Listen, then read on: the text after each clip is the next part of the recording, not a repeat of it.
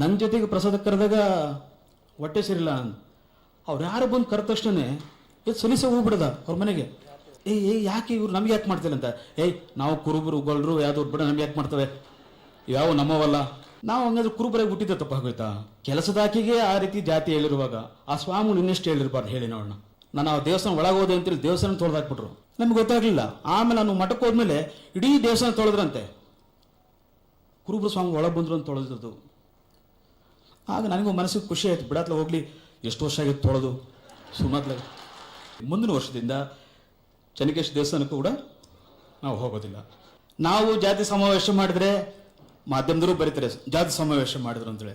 ಅದೇ ಮುಂದುವರೆದು ಜಾತಿ ಸಮಾವೇಶ ಮಾಡಿದ್ರೆ ಅದು ಧರ್ಮಸಭೆ ಅಂತ ಬರೀತವೆ. ಇದನ್ನ ಹೇಳುವಂಥ ಮಠಗಳು ಮಠಾಧಿಪತಿಗಳೇ ಜಾತಿ ಮಾಡೋದಾದರೆ ನಮ್ಮವರೇ ಮುಖ್ಯಮಂತ್ರಿ ಆಗಬೇಕು ಅಂತೇಳಿ, ನಮ್ಮವರೇ ಅಧಿಕಾರಿಗಳು ಇರಬೇಕು ಅಂತೇಳಿ, ನಾವೇ ಎಲ್ಲದರಲ್ಲೂ ಇರಬೇಕು ಅಂತೇಳಿ ನೀವೇ ಎಲ್ಲ ಕಡೆ ಇದ್ಬಿಟ್ರೆ ಬೇರೆ ಬೇರೆ ಸಮುದಾಯಗಳು ನೋಡೋದು ಹೇಗೆ ಹಾಗಾದರೆ?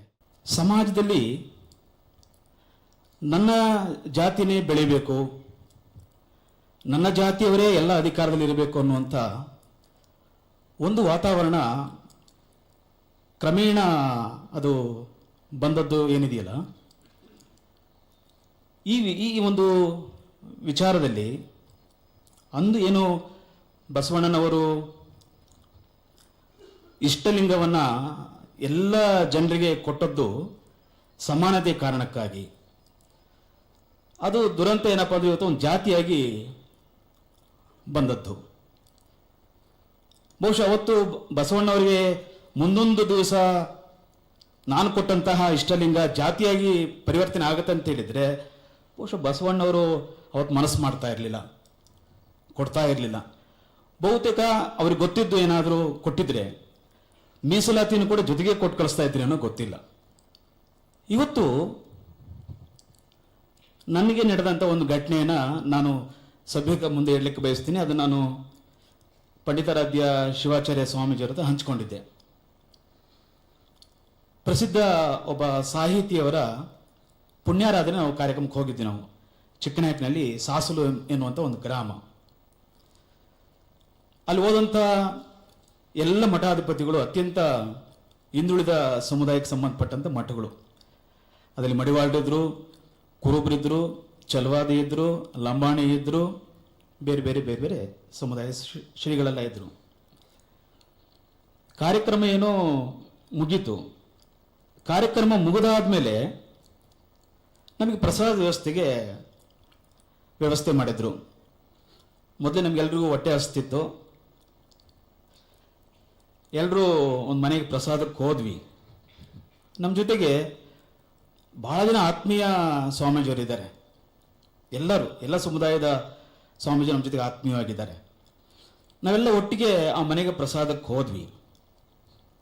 ನಿಮಗೆ ಹಳ್ಳಿ ಮನೆ ನಿಮಗೆ ಗೊತ್ತಿದೆ ಬಹುತೇಕ ಇಲ್ಲಿ ಬಂದಂಥವ್ರಿಗೆ. ಪಡಸಾಲೆ, ನಡು ಮನೆ, ಅದಾದಮೇಲೆ ಅಡುಗೆ ಕೋಣೆ, ಅದಾದಮೇಲೆ ಬಚ್ಚಲು ಮನೆ, ಅದ್ರ ಹಿಂದಕ್ಕೆ ಹಿಂಬಾಗ್ಲು. ಸರಿ, ನಮ್ಮನ್ನು ಪಡಸಾಲೆಯಲ್ಲೇ ಕೂಡಿಸಿದ್ರು. ನಾವು ಯಾಕೆ ನೋಡ್ಬೇಕು? ನಾವು ಪ್ರಸಾದ ಕೊಟ್ಟರು ಸಾಕಲ್ವೇ, ಹಸಿವು ಬೇರೆ ಆಗಿದೆ. ಪಡಸಾಲೆಗೆ ವ್ಯವಸ್ಥೆ ಮಾಡಿದ್ರು. ನಡು ಬಾಕ್ಲು ಹಾಕಿದ್ರು. ನಾವು ಕೇಳಿದ್ವಿ ಅವ್ರನ್ನ, ಅಲ್ಲಿ ಸ್ವಾಮಿಗಳಿಗೆ, ಅಪ್ಪ ನಾನು ಕೈಕಾಲು ತೊಳಿಬೇಕು, ಎಲ್ಲಿ ತೊಳ್ಕೊಳ್ಳಿ ಅಂತ. ಬುದ್ಧಿ ಹಿಂದಗಡೆಯಿಂದ ಹೋಗ್ಬೇಕು ಅಂದರು. ನಾನು ನಡು ಮನೆ ಬಾಕ್ಲು ಮುಚ್ಚಿದ್ರೆ ಹಿಂಗೆ ಯಾಕೆ ಹೋಗ್ಬಾರ್ದು? ಆಯ್ತು ಬಿಡಪ್ಪ ಅಂತೇಳಿ ನಾನು ಹಿಂದೆಗಡೆಯಿಂದ ಹೋಗಿ ನಾವೆಲ್ಲ ಕೈಕಾಲು ತಕ್ಕೊಂಡು ಪ್ರಸಾದ ಕೂತ್ಕೊಂಡ್ವಿ. ನಮ್ಮ ಜೊತೆಯಲ್ಲಿ ಇದ್ದಂಥ ಸ್ವಾಮಿಗಳು ಕೇಳಿದೆ, ನೀನು ಬಾರಪ್ಪ ನಮ್ಮ ಜೊತೆ ಪ್ರಸಾದ ಮಾಡು. ಇಲ್ಲ, ನನಗೆ ಯಾಕೋ ಹೊಟ್ಟೆ ಸರಿಯಿಲ್ಲ, ನಾನು ಆಮೇಲೆ ಮಾಡ್ತೀನಿ, ನೀವು ಮಾಡಿ. ನಾವು ಹೌದೇನೋ, ಹೊಟ್ಟೆ ಸರಿ, ಅವ್ರಿಗೆ ಯಾಕೆ ನಾವು ಒತ್ತಾಯ ಮಾಡಬೇಕು ಅಂಥೇಳಿ ನಾವು ಪ್ರಸಾದ ಮಾಡ್ತಾ ಇದ್ದೀವಿ.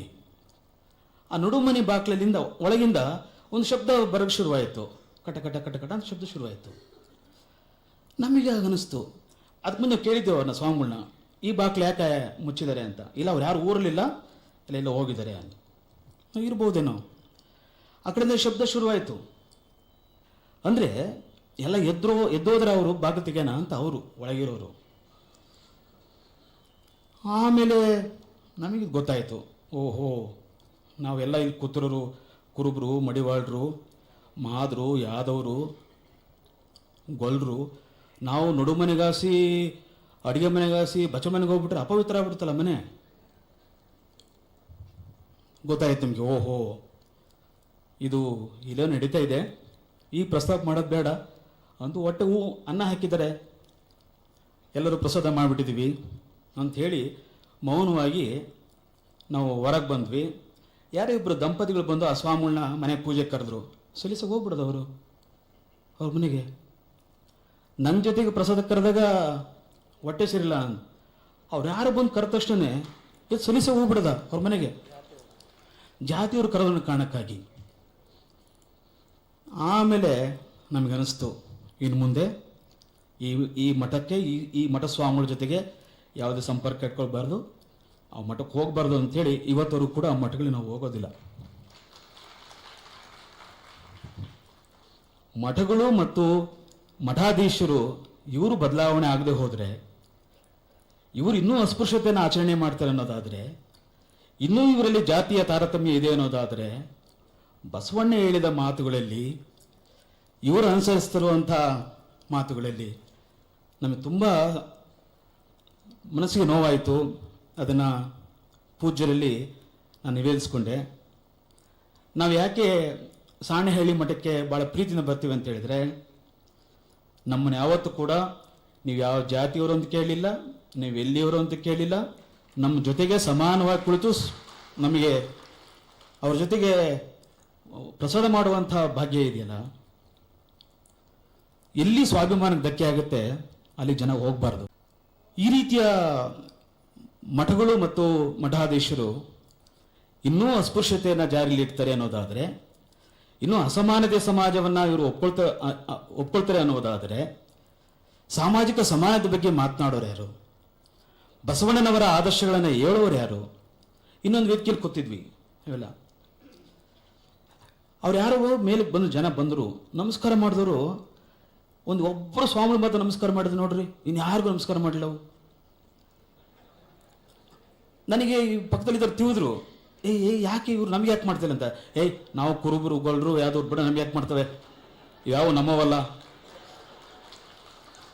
ನಮ್ಮವರಾದ್ರೆ ನಮಗೆ ಮಾಡ್ತಾರೆ. ಆಮೇಲೆ ನಾನು ಅಂದ್ಕೊಂಡೆ, ಇಷ್ಟು ವರ್ಷ ಈ ಸ್ವಾಮಿಗಳು ಸಮಾಜಕ್ಕೆ ಏನು ಹೇಳಿದ್ರು? ಯಾವ ಸ್ವಾಮಿ ಹಣೆಯಲ್ಲಿ ವಿಭೂತಿ ಇದೆ, ಕೊರಳಲ್ಲಿ ರುದ್ರಾಕ್ಷಿ ಇದೆ, ಮೈ ಮೇಲೆ ಕಾಷಾಯ ವಸ್ತ್ರ ಇದೆ, ಇವರು ನೋಡಿದ ತಕ್ಷಣ ನನಗನ್ನಿಸಿದ್ದು ತಳ ಸಮುದಾಯಗಳು ಜಾತಿ ನೋಡಲಿಲ್ಲ. ಅವ್ರ ಮೇಲೆ ಹಾಕಿರುವಂಥ ವಿಭೂತಿ, ಅವ್ರು ಧರಿಸಿರುವಂಥ ರುದ್ರಾಕ್ಷಿ ಕಾಷಾಯ ವಸ್ತ್ರ ನೋಡಿ ಹಣೆ ಹೆಚ್ಚಿ ನಮಸ್ಕಾರ ಮಾಡಿದರು. ಆದರೆ ಮೇಲ್ವರ್ಗದ ಜನ ಜಾತಿ ನೋಡಿ ನಮಸ್ಕಾರ ಮಾಡ್ತಾರೆ ಅಂತೇಳಿ ನಮಗೆ ಅವತ್ತೇ ಗೊತ್ತಾಗಿತ್ತು. ಭಾಳ ಬೇಸರ ಆಗೋಯ್ತು ನಮಗೆ. ನಾವು ಹಂಗಾದ್ರೆ ಕುರುಬರಾಗಿ ಹುಟ್ಟಿದ್ದೆ ತಪ್ಪಾಗೋಯ್ತಾ? ಗೊಲ್ಲರಾಗಿ ಹುಟ್ಟಿದ್ದೆ ತಪ್ಪಾಗೋಯ್ತಾ? ಇದು ಬದಲಾವಣೆ ಆಗಬೇಕು. ಶಿಕಾರಿಪುರದಲ್ಲೇ ಅಲ್ಲಿ ಒಂದು ಮಠದಲ್ಲಿ ಏನೋ ಬಹಳ ಹಳೆಯ ಕಾಲದ ಚಿತ್ರ ಪಟಗಳಿದ್ವು ಅಂಥೇಳಿ ಆ ಮಠದಲ್ಲಿ ಅದನ್ನು ಒಬ್ಬ ಉಪನ್ಯಾಸಕ ಸಂಗ್ರಹ ಮಾಡೋಕ್ಕೆ ಹೋಗ್ತಾನೆ. ಅಲ್ಲಿ ಒಬ್ಬರು ಕೆಲಸ ಮಾಡುವ ಹೆಣ್ಣುಮಗಳು ಆ ಉಪನ್ಯಾಸಕನ ಪ್ರಶ್ನೆ ಮಾಡ್ತಾಳಂತೆ, ನೀವು ಲಿಂಗಾಯತರಾದರೆ ಒಳಗೆ ಬನ್ನಿರಿ, ಬೇರಾದ್ರೂ ಬರಬೇಡ್ರಿ. ಕೆಲಸದಾಕಿಗೆ ಆ ರೀತಿ ಜಾತಿ ಹೇಳಿರುವಾಗ ಆ ಸ್ವಾಮಿಗಳು ಇನ್ನೆಷ್ಟು ಹೇಳಿರ್ಬಾರ್ದು ಹೇಳಿ ನೋಡೋಣ. ಪರಿವರ್ತನೆಯ ಬಯಸುವಂಥ, ಬದಲಾವಣೆ ಬಯಸುವಂಥ ಯಾವ ಮಠಗಳು ಮಠಾಧೀಶರು ಸಮಾನತೆಯನ್ನು ಹೇಳಬೇಕಾಗಿತ್ತು, ಮೂಢನಂಬಿಕೆಯಿಂದ ಹೊರ ತರಬೇಕಾಗಿತ್ತು, ಕಂದಾಚಾರಗಳಿಂದ ಹೊರಗೆ ತರಬೇಕಾಗಿತ್ತು, ಸಮಾನತೆ ಸಮಾಜದ ಬಗ್ಗೆ ಎಲ್ಲರೂ ಅರಿವನ್ನು ಮೂಡಿಸಬೇಕಾಗಿತ್ತು. ಅದು ಖಂಡಿತ ನಮ್ಮ ನಾಡಿನಲ್ಲಂತೂ ಆಗ್ತಾ ಇಲ್ಲ. ಇಲ್ಲೇ ಪಕ್ಕದಲ್ಲಿ ಒಂದು ಬಾಗೂರು ಅಂತ ಇದೆ, ನಾನು ಆ ದೇವಸ್ಥಾನ ಒಳಗೆ ಹೋದೆ ಅಂತೇಳಿ ದೇವಸ್ಥಾನ ತೊಳೆದಾಕ್ಬಿಟ್ರು. ಇಲ್ಲೇ ಪಕ್ಕದಲ್ಲಿ ಚೆನ್ನಕೇಶ್ವರ ದೇವಸ್ಥಾನ ಅಂತಿದೆ. ನನಗೆ ಗೊತ್ತಿಲ್ಲ ಅದು ಮುಜರಾಯಿ ದೇವಸ್ಥಾನ. ನಾವು ಅವತ್ತು ಸ್ವಲ್ಪ ಗೊತ್ತಾಗಲಿಲ್ಲ ನನಗೆ ಇದು ಮುಜರಾಯಿ ದೇವಸ್ಥಾನ. ಅವತ್ತೇ ನಾನಿಲ್ಲಿ ಯಾವಾಗ ಕನಕದಾಸರು ಪ್ರತಿಭಟನೆ ಮಾಡಿದ್ರಲ್ಲ ಉಡುಪಿಯಲ್ಲಿ, ಹಂಗೆ ನಾವು ಪ್ರತಿಭಟನೆ ಮಾಡಿಬಿಡ್ತಿದ್ವಿ, ಇದು ಮುಜರಾಯಿ ದೇವಸ್ಥಾನ ಕಣೆ ಸುಮ್ಮ ಒಳಗೆ ಬಿಡ ಅಂಥೇಳಿ. ನಮ್ಗೆ ಗೊತ್ತಾಗಲಿಲ್ಲ. ಆಮೇಲೆ ನಾನು ಮಠಕ್ಕೆ ಹೋದ್ಮೇಲೆ ಇಡೀ ದೇವಸ್ಥಾನ ತೊಳೆದ್ರಂತೆ, ಕುರುಬರು ಸ್ವಾಮಿ ಒಳಗೆ ಬಂದರು ಅಂತ ತೊಳೆದದ್ದು. ಆಗ ನನಗೂ ಮನಸ್ಸಿಗೆ ಖುಷಿ ಆಯ್ತು, ಬಿಡತ್ಲ ಹೋಗ್ಲಿ, ಎಷ್ಟು ವರ್ಷ ಆಗಿತ್ತು ತೊಳೆದು, ಸುಮ್ಮತ್ಲ ದೇವಸ್ಥಾನ ಸ್ವಚ್ಛ ಆಯ್ತಲ್ಲ. ಹಿಂಗೆ ನಾವತ್ತು ಎಲ್ಲ ಎಲ್ಲ ದೇವಸ್ಥಾನ ಸುಮ್ಮನೆ ಹೋಗೋದ್ಲಿಗೆ ದೇವಾಲಯಗಳು ಕೂಡ ಸ್ವಚ್ಛ ಆಗಿಬಿಡ್ತವೆ ಅಂತೇಳಿ. ಹಾಗೆ ನಾವು ಹೇಳಿದ್ದವ್ರಿಗೆ ದೇವಾಲಯ ಸ್ವಚ್ಛ ಆಗೋದು ಮುಖ್ಯ ಅಲ್ಲ, ನಿಮ್ಮ ಮನಸ್ಸಿನ ಮಲಿನ ಇದೆಯಲ್ಲ ಅದನ್ನು ಸ್ವಚ್ಛ ಮಾಡ್ಕೊಳ್ಳಿ. ನೀವು ಅದನ್ನು ಸ್ವಚ್ಛ ಮಾಡ್ಕೊಂಬಿಟ್ರೆ ಮೊನ್ನೆ ನಡೆದ ಘಟನೆ, ನಾನು ನಮ್ಮ ಶಾಂತಿ ಸ್ವಾಮೀಜಿರು ಹೋಗಿದ್ವಿ ಗರ್ಭಗುಡಿ ಹೊರಗಡೆ ಇನ್ನೊಂದು ಪ್ರಾಂಗಣ ಇದೆ, ಅಲ್ಲಿ ನಾವೆಲ್ಲ ನಿಂತ್ಕೊಂಡಿದ್ವಿ. ನಮ್ಮನ್ನು ಮತ್ತೆ ಯಾರು ಒಳಗೆ ಬಿಡಲಿಲ್ಲ. ಅವರು ವೈಕುಂಠ ಏಕಾದಶಿ ದಿವಸ ಹೌದು ನರಕನ ತೋರಿಸ್ಬಿಟ್ರು ಅವರು ಪೂಜಾರಿ. ನಾವು ದೇವರ ದರ್ಶನಕ್ಕೆ ಹೋಗಿದ್ದು ದೇವರ ದರ್ಶನಕ್ಕೆ. ಅಲ್ಲಿ ವೈಕುಂಠ ಏಕಾದಶಿ ದೇವರ ದರ್ಶನಕ್ಕೆ ಹೋದ್ವಿ. ನೋಡಿ ಎಷ್ಟು ಇದನ್ನು ಮಾಡಿದ್ರು ಅಂತ ಹೇಳಿದ್ರೆ, ಹೆಣ್ಮಕ್ಳೆಲ್ಲ ಒಳಗೋಗ್ಬಿಟ್ವು. ಅಂದರೆ ಜಾತಿ ಹೆಣ್ಮಕ್ಳು ಅಲ್ಲ ಸಭಿಕರಿಗೆ ಗೊತ್ತಾಗುತ್ತೆ, ಪೂಜಾರಿ ಹೆಣ್ಮಕ್ಳಲ್ಲಿ ಒಳಗೋಗ್ಬಿಟ್ವು. ಸ್ವಾಮಿಗಳು ನಾವು ಒಂದೊಂದು ಮಠದ ಸ್ವಾಮಿಗಳು ನಮಗೆ ಎಂಟ್ರಿ ಇಲ್ಲ, ಒಳಗಡೆ ಪ್ರವೇಶನೇ ಇಲ್ಲ. ನಾವು ಹೆಣ್ಣು ಮಕ್ಕಳೆಲ್ಲ ಹೋಗ್ತವೆ, ಅವ್ರಿಗಿಂತ ನಾವೇನು ನಾವು ಒಂದು ಮಠದ ಸ್ವಾಮಿಗಳು, ನಾವ್ಯಾಕೆ ನಮಗೆ ಯಾಕೆ ಒಳಗೆ ಪ್ರವೇಶ ಇಲ್ಲ ಅಂತೇಳಿ ಅದನ್ನು ಯೋಚನೆ ಮಾಡಿದ್ವಿ. ಮುಂದಿನ ವರ್ಷದಿಂದ ಚೆನ್ನಕೇಶ್ವರ ದೇವಸ್ಥಾನಕ್ಕೂ ಕೂಡ ನಾವು ಹೋಗೋದಿಲ್ಲ. ಜಾತಿಯನ್ನು ನೋಡಿ, ಅದಕ್ಕೆ ಕನಕದಾಸರು ಹೇಳಿದ್ದು, ಜಲವೇ ಸಕಲ ಕುಲಕ್ಕೆ ತಾಯಿಯಲ್ಲವೇ, ಆ ಜಲದ ಕುಲದ ನೆಲೆಯೇನೇನಾದರೂ ಬಲ್ಲಿರ, ಆತ್ಮ ಯಾವ ಕುಲ ಜೀವ ಯಾವ ಕುಲ, ತತ್ವೇಂದ್ರಿಯಗಳ ಕುಲ ಪೇಳಿರಯ್ಯ, ಆತ ನೊಲಿದ ಮೇಲೆ ಯಾತರ ಕುಲವಯ್ಯ ಅಂತ ಪ್ರಶ್ನೆ ಮಾಡಿದ್ರು. ಯಾಕೆ ಈ ಹಿಂದುಳಿದ ಜಾತಿಗಳು ಯಾಕೆ ಉಟ್ಕೊಂಡು ಅಂತ ಹೇಳಿದ್ರೆ, ಈ ಹಿಂದುಳಿದ ಸಮುದಾಯಗಳಿಗೆ ಧಾರ್ಮಿಕ ಸ್ವಾತಂತ್ರ್ಯ ಸಿಕ್ಕಲಿಲ್ಲ, ಶಿಕ್ಷಣ ಸಿಕ್ಕಲಿಲ್ಲ, ರಾಜಕೀಯ ಸಂಘಟನೆ ಸಿಕ್ಕಲಿಲ್ಲ, ಅಧಿಕಾರ ಸಿಕ್ಕಲಿಲ್ಲ. ನಮ್ಮನ್ನೆಲ್ಲ ಬಳಸ್ಕೊಂಡ್ರು, ಅವರು ಬೆಳೆದ್ರು. ನಾವು ಬೆಳೆಯೋದು ಬೇಡವೇ ಅನ್ನೋ ಒಂದೇ ಒಂದು ಕಾರಣಕ್ಕೆ ಎಲ್ಲ ಹಿಂದುಳಿದ ಮಠಗಳು ಪ್ರಾರಂಭ ಆದದ್ದು. ನಾವು ಜಾತಿ ಸಮಾವೇಶ ಮಾಡಿದ್ರೆ ಮಾಧ್ಯಮದವರು ಬರೀತಾರೆ ಜಾತಿ ಸಮಾವೇಶ ಮಾಡಿದ್ರು ಅಂತೇಳಿ. ಅದೇ ಮುಂದುವರೆದು ಜಾತಿ ಸಮಾವೇಶ ಮಾಡಿದ್ರೆ ಅದು ಧರ್ಮಸಭೆ ಅಂತ ಬರೀತವೆ. ಏನ್ರಿ ಇದು? ಎಷ್ಟು ಇದ್ರಲ್ಲಿ ಏನಿದೆ ಹೇಳಿ? ಕುರುಬರು ಒಂದ್ ಕಡೆ ಸೇರ್ಕೊಂಡ್ರೆ ಕುರುಬರು ಎಲ್ಲ ಸೇರ್ಕೊಂಡ್ಬಿಟ್ರು. ಯಾಕೆ ಸೇರ್ಕೊಬಾರ್ದು ನಾವು? ಅರೆ, ಕುರುಬರು, ಮಾದಿಗರು, ಛಲವಾದಿಗಳು, ಭಗೀರಥರು, ಲಂಬಾಣಿಗಳು ಅವರವರು ಸೇರ್ಕೊಂಡು ಸಂಘಟನೆ ಮಾಡಿಕೊಂಡು ನಾವು ಕೂಡ ಮುಖ್ಯವಾಹಿನಿ ಬರಬೇಕು ಅನ್ನುವಂಥ ಹಂಬಲವನ್ನು ತೋರಿಸುವಂಥ ಸಮುದಾಯಗಳಿಗೆ ಜನ ಏನು ಹೇಳ್ತಾರೆ? ಅವರೆಲ್ಲ ಜಾತಿ ಮಾಡ್ತಾರೆ. ಇವರು ಜಾತಿ ಸಮಾವೇಶ ಮಾಡಿದ್ರೆ ಅದು ಧರ್ಮಸಭೆ, ನಾವು ಅದು ಜನಜಾಗೃತಿ. ಮತ್ತು ಅದು ಟೈಟ್ಲು ಬೇರೆ ಬೇರೆ ಅವಕ್ಕೆ, ಮತ್ತು ಮಾಡೋದಲ್ಲ ಜಾತಿ. ಈ ರೀತಿಯ ಆತಂಕದ ಸಂದರ್ಭದೊಳಗೆ ನಾವೆಲ್ಲರೂ ಕೂಡ ಬದುಕ್ತಾ ಇದ್ದೀವಿ ಹಾಗೆ ಅಂತೇಳಿ. ಆ ಕಾರಣಕ್ಕೆ ಇವತ್ತು ಎಲ್ಲ ಜಾತಿ ಸಮಾವೇಶಗಳು ಆಗಬೇಕು. ಒಬ್ಬರು ನಾಯಕರೊಬ್ರು ಮಾತಾಡ್ತಿದ್ರು, ಎಲ್ಲ ಅಧಿಕಾರಿಗಳು ನಮ್ಮವರೇ ಇರ್ಬೇಕಪ್ಪ, ನಮ್ಮವರೇ ಅಧಿಕಾರದಲ್ಲಿ ಇರಬೇಕು, ಎಲ್ಲ ಅಧಿಕಾರಿಗಳು ನಮ್ಮವರೇ ಇರಬೇಕು. ಬೇರೆ ಅಧಿಕಾರಿಗಳು ಏನಾಗಬೇಕು? ಎಲ್ಲಿದೆ? ಮತ್ತು ನಾವೆಲ್ಲ ಅವ್ರಿಗೆ ಓಟ್ ಹಾಕೋರೆ. ಕುರುಬರು ಓಟ್ ಹಾಕ್ತಾರೆ, ಮುಸಲ್ಮಾನರು ಓಟ್ ಹಾಕ್ತಾರೆ, ಉಪ್ಪಾರರು ಓಟ್ ಹಾಕ್ತಾರೆ, ಚಲವಾದಿ ಓಟ್ ಹಾಕ್ತಾರೆ, ಎಲ್ಲ ಓಟ್ ತಗೊಳೋದು ನಮ್ಮವರೇ ಅಧಿಕಾರದಲ್ಲಿ ಇರಬೇಕು ಅಂತ ಹೇಳೋದು.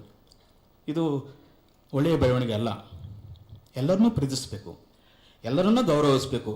6.5 ಕೋಟಿ ಜನ ಈ ರಾಜ್ಯದಲ್ಲಿ ಸುಖ, ಶಾಂತಿ, ನೆಮ್ಮದಿಯಿಂದ ಬಾಬಾ ಸಾಹೇಬ್ ಅಂಬೇಡ್ಕರ್ ಅವರು ಕೊಟ್ಟಿರುವಂಥ ಸಂವಿಧಾನದ ಅಡಿಯಲ್ಲಿ ನಾವೆಲ್ಲ ರೀತಿಯ ಹಕ್ಕುಗಳನ್ನ ಪಡ್ಕೊಳ್ಬೇಕು ಹಾಗೆ ಅಂತೇಳಿ, ಎಲ್ಲ ರೀತಿಯ ಸಮಾನತೆಗಳನ್ನು ಪಡ್ಕೊಳ್ಬೇಕು ಹಾಗೆ ಅಂತೇಳಿ. ಇದನ್ನು ಹೇಳೋರು ಯಾರು?